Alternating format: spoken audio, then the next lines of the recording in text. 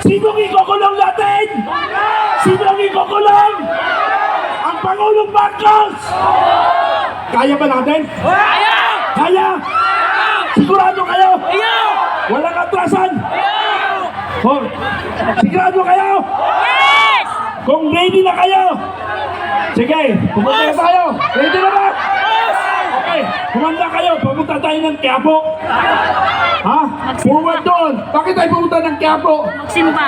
Nandoon yung pagkain natin. Hinarang ng mga demonyo. Kayong mga demonyo sa gobyerno. Kayo yung mga uto-uto.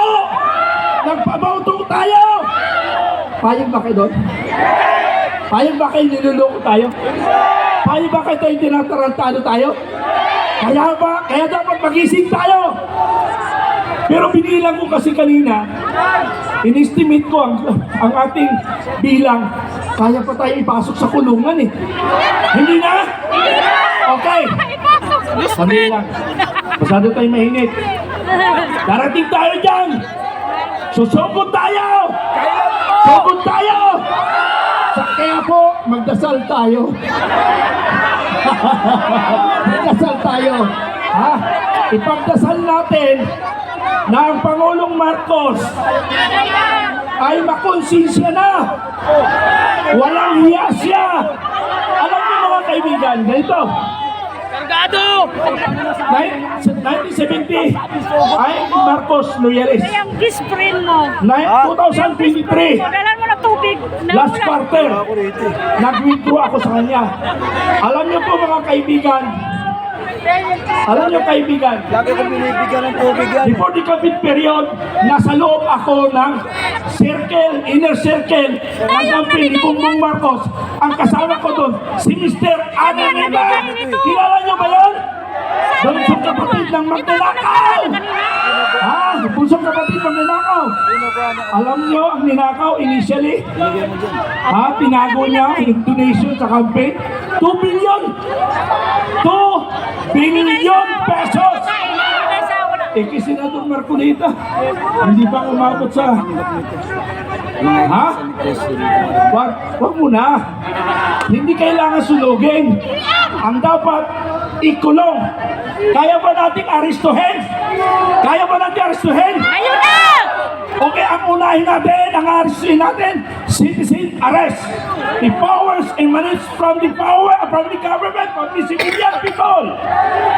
Ha? Aristuhin natin. Alam niyo ang unang aristuhin? Alam niyo ba kung sino unang aristuhin natin? Yung mag-aristo sa atin. Sino ba yung mag-aristo sa atin? NBI! Aristuhin natin ang NBI! Ang Philippine National Police! Panguli ang armed forces. Kaya ba natin? Kaya! Tao ba yan ang masusunod sa ating bansa? Tama hindi! Kaya kayo NBI, mag-isip-isip na kayo. Kayong Pilipinas Police, mag-isip na rin kayo. At ang aking dating kasama, the Armed Forces of the Philippines, aaristuhin namin kayo sa pamamagitan ng citizen arrest. Kaya natin? Kaya! Bakit yun nasa likod nagpipintuhan? Kayo nasa likod, kaya! Ulitin ko, yung nasa likod, kaya! Yung nasa likod ba, kaya! Kaya! Pero may narinig akong bulong. Pati yung taga-Quiapo bumulog sa akin. Ha? Nakarating. Kayo mga nasa bahay, kung saan kami pupunta, lumabas ka na kayo ng bahay. Sumunod na kayo dito sa grupong ito. Tama hindi? Kailangan hintayin pa natin iba. Hintayin natin. Handa na ba kayo? Handa na ba? Kayo sa likod, handa na? Okay, hihintayin pa natin iba. Kasi yung iba na sa bahay, nagbibihis pa. Ha? Nagbibihis pa sila. May naliligo pa eh. Kailangan magpaghanda, pagwapong muna. Ano na? Okay, ito po Pilipinas. May rally sa Cebu. Umabot ng higit kumulang 10,000. Sa Cotabato City, na aking probinsya. May rally rin doon. Sa Naga, may rally. Sa susunod, buong Pilipinas na ang mag-rally.